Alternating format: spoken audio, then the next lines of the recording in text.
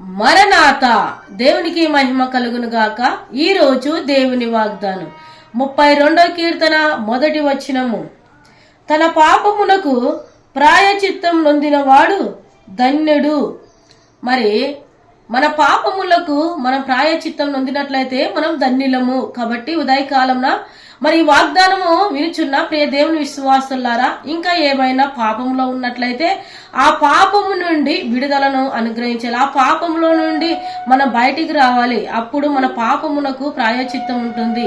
ఆ పాపము క్షమింపబడి దేవుడు మనల్ని రక్షిస్తాడు. ఇట్టి కృప దేవుడు మనందరం దయచేయను గాక. కళ్ళు మూసుకుందాం.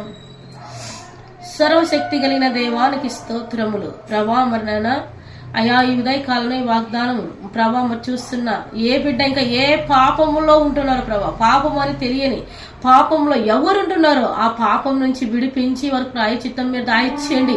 వారు తండ్రి పాపం నుంచి విడిపించి వారిని దీవించండి. పాపం నుంచి తండ్రి విడిపించి వారిని రక్షించండి. మీరు ఆఖరికి మీరు సిద్ధపరిచి మీరు మహిమ పొందమని ప్రత్యేకంగా ఉదయకాలన ఈ వాగ్దానం ఉంటున్న ప్రతి బిడ్డను మీరు దీవించి ఆశీర్వదించమని యేసు నామమున ప్రార్థిస్తున్నాను తండ్రి.